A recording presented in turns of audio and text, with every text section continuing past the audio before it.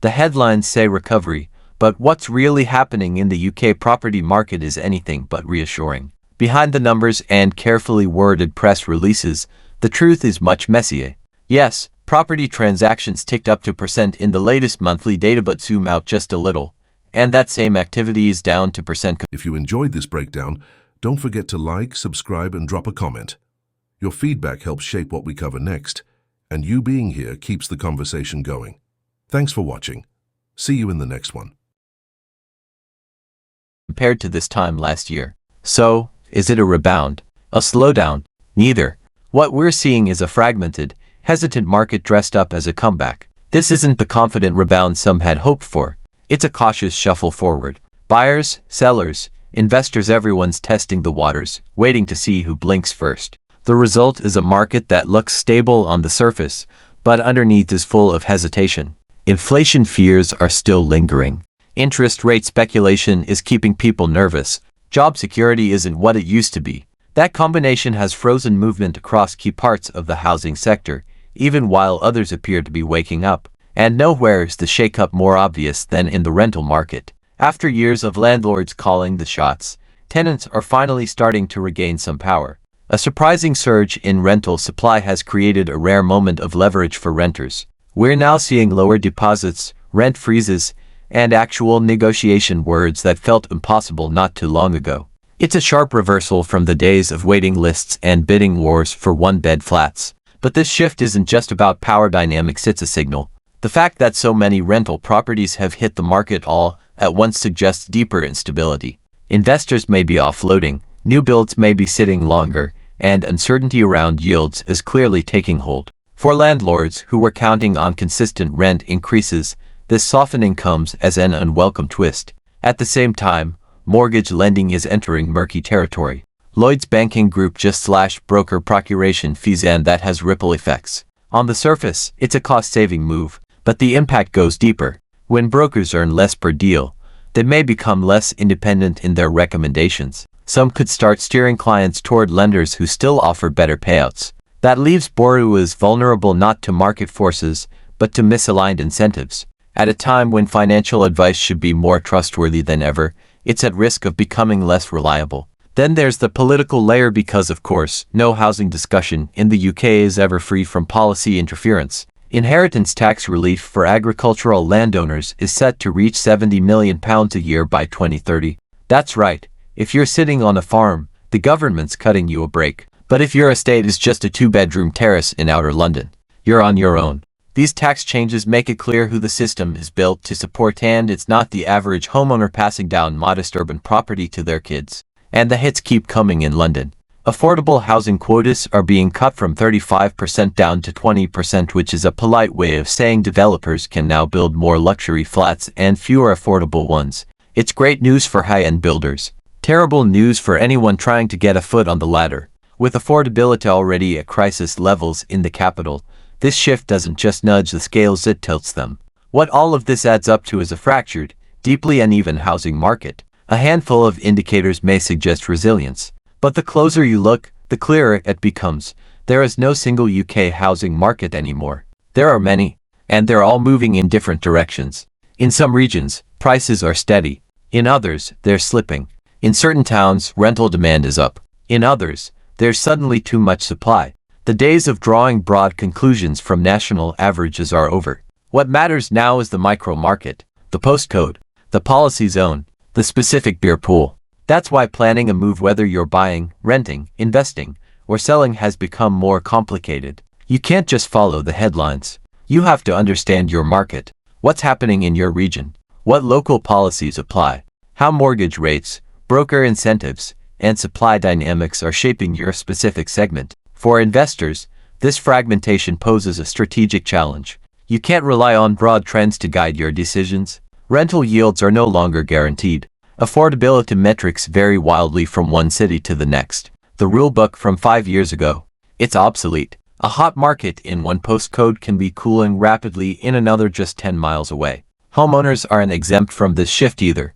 The days of banking on rapid equity growth are behind us. With buyers proceeding cautiously, sellers have to be realistic. Properties are moving, but not like they used to. And for those eyeing a move, The current environment means timing, pricing, and location strategy matter more than ever.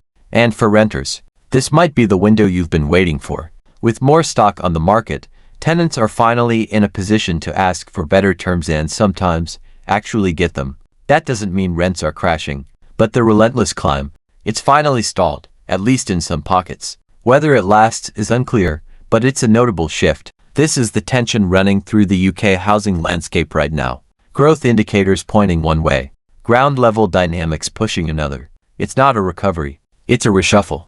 And it's happening unevenly, unpredictably, and at a pace that leaves no one fully comfortable. For policymakers, the job just got harder. One-size-fits-all solutions no longer work. What helps one region might hurt another. Support for rural landowners creates urban resentment. Cuts to affordable housing quotas may boost construction but deepen social divides. These aren't just technical tweaks, they're political flashpoints. And as we head toward 2026, the overarching story is clear: segmentation. The UK housing market is no longer a single, trackable entity. It's a collection of micro-markets, each with its own drivers, risks, and trajectories. Trying to apply a national narrative to this chaos, that's not strategy, it's wishful thinking. So whether you're a homeowner trying to make sense of your property's value, a renter weighing your options, or an investor searching for opportunity in the noise, understand this: the market has split. The old rules don't apply.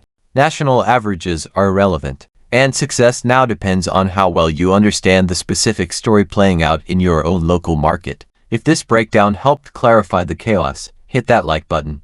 Drop a comment with what you're seeing in your area, because right now, the most valuable insights aren't coming from top-down reports, but from people living it.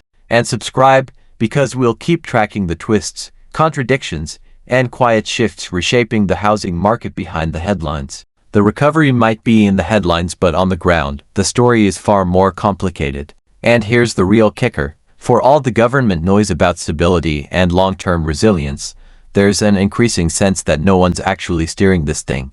Policies are being layered on top of each other with no coherent direction. Rural tax breaks here, urban quota cuts there, mortgage regulation tweaks somewhere in the middle, and none of it adds up to a unified plan. What we're left with is a housing landscape that doesn't feel like a market. It feels like a patchwork. There's no single indicator that captures what's happening anymore. You might see a slight bump in property transactions, like the 2% monthly rise recently reported, and think things are bouncing back. But then you take 2 steps back and realize activity is still down 2% from last year. That's not momentum. That's confusion. A market standing still and calling it forward movement. What this tells us is that buyers aren't ready to commit. Sellers aren't feeling confident. Lenders are nervous. And renters, they're watching the rules shift beneath their feet again. Everyone's holding back, waiting to see what happens next, while the headlines try to spin a recovery narrative that doesn't hold up to scrutiny. And then there's London. Always the flashpoint, always the outlier, but this time, it's an entirely different kind of warning sign. With affordable housing quotas being slashed from 35% to just 20%, the capital is opening its doors even wider to luxury development at the direct expense of affordability. It's a gift to developers and a blow to everyday Londoners who are already priced out of their own city. It's not just a policy change, it's a statement. One that says profit comes first, and everything else is negotiable. The long-term risk here is clear. As developers chase higher returns and build fewer affordable units, the gap between who can buy and who needs to buy only grows. And when the market eventually does heat up again, it won't be the first-time buyers or key workers who benefit. It'll be the cash-rich investors and international buyers scooping up what little supply remains. This is what happens when housing policy becomes reactive instead of strategic. When decisions are made in silos instead of systems, you get this bizarre duality. On one side, rural landowners receive tax incentives that will total £70 million annually by 2030, while urban buyers can't get a foothold in their own cities. One side is being handed wealth protection, the other is being priced out. The impact isn't just economic, it's psychological. For years, the idea of homeownership was sold as a pathway to stability, a reward for doing things right. But in this fragmented market, that pathway keeps splitting. For many, it's become less of a plan and more of a gamble, and that gamble is getting harder to justify.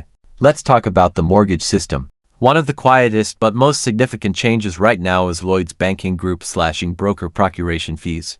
On the surface, That sounds like inside baseball, a technical move in the back end of the lending world. But zoom in and the implications are massive. Mortgage brokers are how many people navigate complex borrowing decisions. But when their incentives change, so does the quality of advice.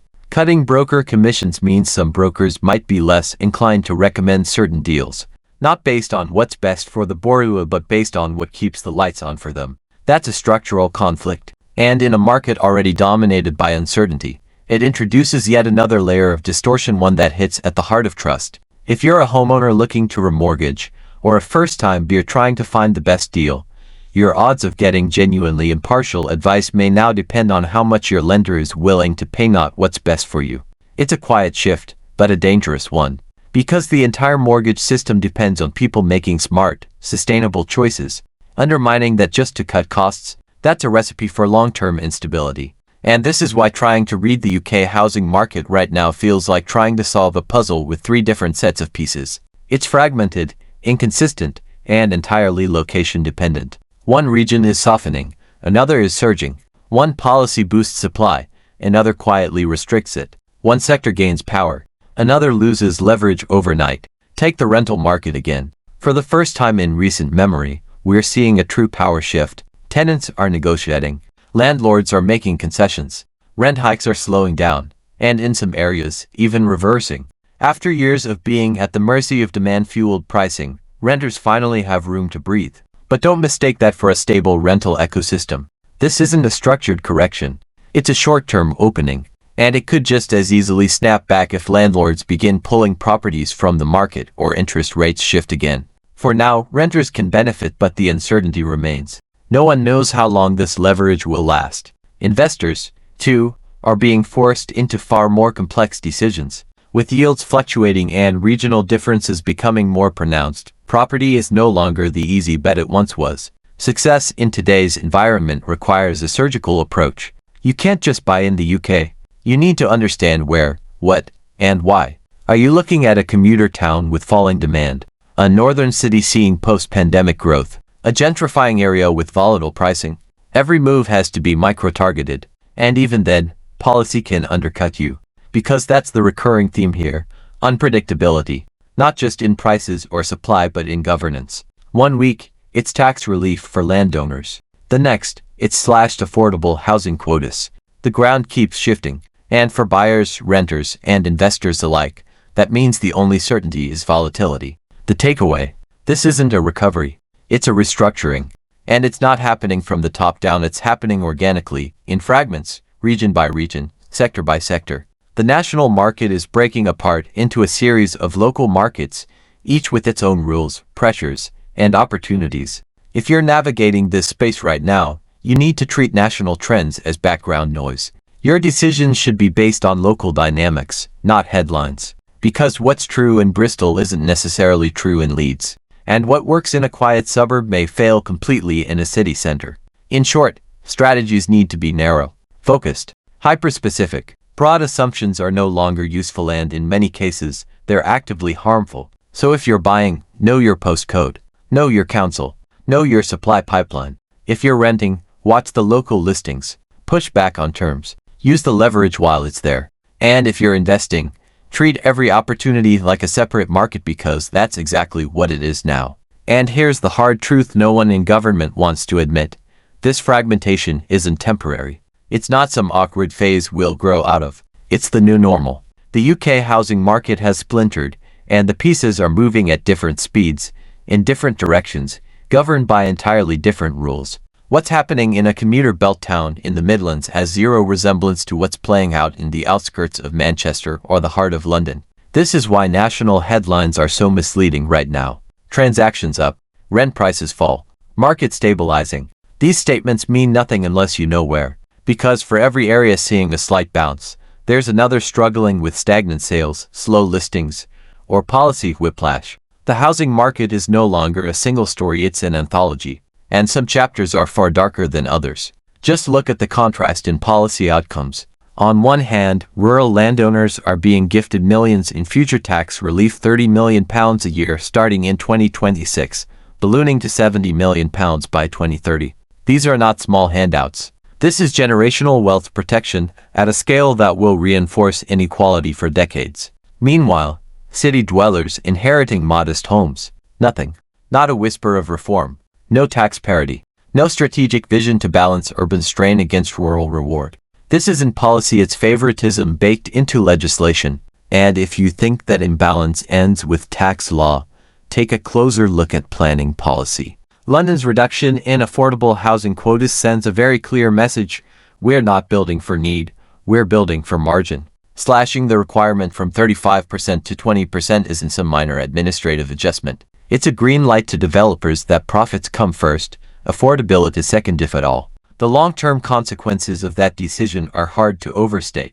The city already struggles to retain key workers, nurses, teachers, public sector staff because they simply can't afford to live near their jobs. With fewer affordable units coming online, that problem is going to get worse. It's not a housing issue. It's a workforce crisis waiting to happen. So where does that leave us? If you're looking to buy, the path is slower and more uncertain than ever. People aren't leaping into purchases, they're waiting, calculating, stalling. The market isn't frozen, but it's cautious. And that caution reflects something deeper, a recognition that what used to be predictable is now anything but. If you're renting, this could be your window. But it's also a signal to stay alert. A few months of tenant-friendly conditions doesn't undo years of power imbalance. If supply tightens again, the advantage could disappear just as quickly as it arrived. The key is using this moment wisely. Lock in better terms. Renegotiate. Don't assume the leverage will last. If you're an investor, the story gets even more complicated. The days of easy returns and rising yields are gone. Now it's about precision, market selection, risk management. Every postcode is a separate game. You can't rely on national growth rates or even regional averages. You need data, local insight, and a deep understanding of who's moving where and why. And this brings us back to the bigger issue. There is no one-size-fits-all solution anymore. Every piece of this market now demands its own strategy. Broad stroke policy won't fix it. National averages won't predict it. And investors, homeowners, renters, they all need to rethink how they approach this landscape. The future of UK housing is localized, fragmented, politicized. It's not recovering, it's reconfiguring. And whether you win or lose in that shuffle depends entirely on how closely you're watching your slice of the market. If this helped you see through the noise, hit like. If your area is bucking the trends or getting crushed by them, drop a comment. And subscribe for more breakdowns like this, because the next wave of headlines won't make this any clearer. But we will. Recovery isn't coming in one big national wave. It's happening or not happening street by street. Stay sharp, stay local, stay informed.